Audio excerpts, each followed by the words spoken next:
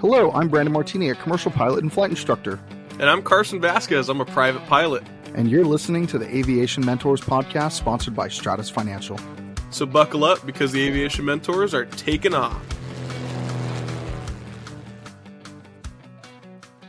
Today we've got a very, very special guest. It's actually my girlfriend, Damaris. She's been flying with me ever since we first met, and she's been loving it, and she's even done some flying herself. So we wanted to talk today about what it's like being a student pilot, and especially when your CFI happens to be your boyfriend. So we're going to have a lot of fun with her today.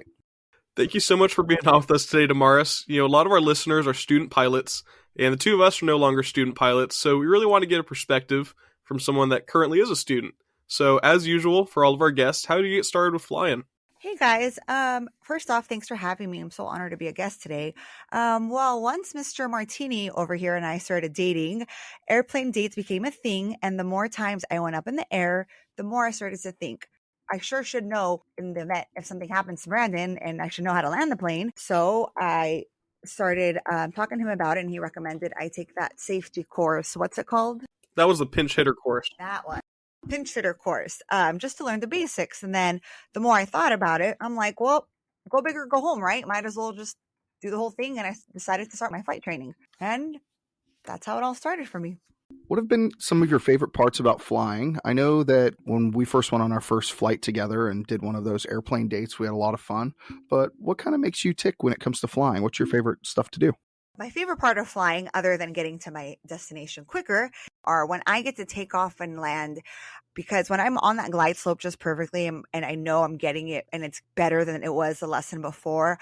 And another favorite part of it is just being up in the air once I get up there, you know, it just brings me a calming and electric feeling like no other, just flying around and enjoying the views of this beautiful state and country we live in. But I think I really, really love about how there's always something new to be learned or taught when flying, no matter what. Every day is never the same. Yeah, it's kind of like Brandon and I say a lot. You know, everyone's got something to teach you. It's the same with every flight. It's not going to be the same as the one before, and something's going to be a little bit different about it. And, you know, I know that going day to day, I had plenty of challenges that I had to overcome on my way to get my private pilot license. But what are some of the challenges you've had to tackle just trying to get to your solo? Well, as I'm not, a very mechanical and technically inclined person in regards to how things work, it did take me a little bit longer to understand the material I was reading, since it was a different type of learning for me.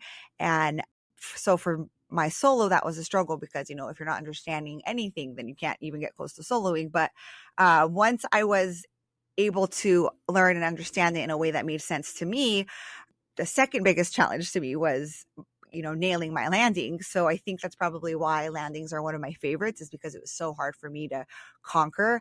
I was always up in my head about it. And then I would allow the frustration of me getting in my head get the best of me. And then it would always mess up, and I would have to, ask my CFI to take over controls. Yeah, Damaris, I understand how frustrating it is when you're trying to learn a brand new skill. And a lot of students really have this issue too. It's part of the learning process. And the older we get, the more difficult learning is. It's why when you're a child, you can learn a brand new language. I know you speak a few languages, so you learn those as a child. Like me, I've tried to learn other languages and they just don't come to me as easily. So it's the same exact thing when it comes to flying.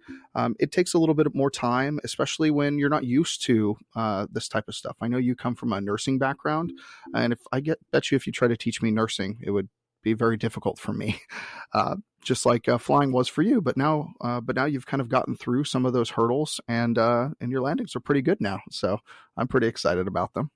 Outside of that, I always say to every student pilot that you're always 2 to 3 lessons away from a major breakthrough. And I really do say that all the time. Carson heard me say it probably 100 times to different students that I've been around. And it's that 3 feet from gold legend. You just have to change your direction slightly, and then you'll hit that gold. And in this circumstance, you'll hit that goal. So have you ever had any moments like that where you felt like, hey, maybe I shouldn't do this, maybe I should give up, and that 2 to 3 lessons away from that total breakthrough? And then once you did those 2 or 3 lessons or so, and then you did break through, what was that like? There were so many lessons where it felt like I was close to a breakthrough, but I wasn't. And so many lessons there was where my heart felt like it was in my stomach the whole time. I was too afraid to mess up on anything because, as the boss's girlfriend, I didn't want to mess up the plane. And I wanted to make sure I was doing everything perfectly because, if I did something wrong, I felt like I could never live it down. But those nerves would make it to where sometimes everything I learned would go out the window. And again, I know I would have to ask my instructor to take over, but so many times, and so many times I'll just cry on the drive home out of frustration that I wasn't getting it, go study more, watch more videos until I finally got it. But there have been many, many, many times where I felt like I was close to the breakthrough, but then I wasn't, and then I was, and nothing's better than breaking through that feeling. Yeah, I know that feeling, especially recently. I took a stop from flying for about 3 months, and I got back into it, and I just hit a major wall. I could not land again. And I tell every student pilot at the same spot about this story. And I just went up for about 2 hours, 2 times in a row, 2 flights with my instructor, and just landed over and over. He explained it to me every way he could. I watched him. He watched me. He goes to the controls with me. And at some point, it just clicked, and I had that breakthrough. And I'm not going to say I never had a bad landing again, but I definitely just got better with my landings after focusing on it. And everyone has their own little issue, and maybe even a couple for some people. But getting over them, you're only a couple lessons away. And you've had some pretty awesome experiences with Brandon flying in planes. A lot of students just don't have the opportunity to fly. So do you have any cool stories or favorite flights, favorite planes that you've gotten to fly you'd like to share?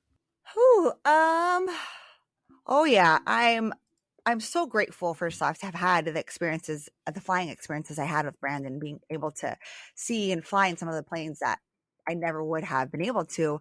But some of my favorite flights, one of them was when we delivered a plane to North Carolina. Not only was the journey there awesome, just being able to stop at all the FBOs and see different parts of the country, but it was awesome because that's when I learned about air parks, and that's when I learned they existed, and just how wonderful and neighborly that the community is. And ever since then, I want one now, and it's amazing that air parks in North Carolina, that was, I think, one of my favorite. Like, it's just aviation enthusiasts everywhere. Shout out to Jack and Jen. Let's see. Another one is when we flew to Oshkosh one year in my cousin's Cessna 340. That was a really fun plane to fly in. And I think one of my other favorite flights is anytime we get the chance to take the Icon A5 up. That one's always a blast to splash around in. Yeah, air parks and the Icon A5. Those are 2 topics I can talk about for hours. I absolutely love air parks, and that was the first time I ever flew into one, actually, was with you. And that was in Lake Norman Air Park, and it's surrounded by actual 50-foot obstacles, like trees in every direction. And it was a short runway.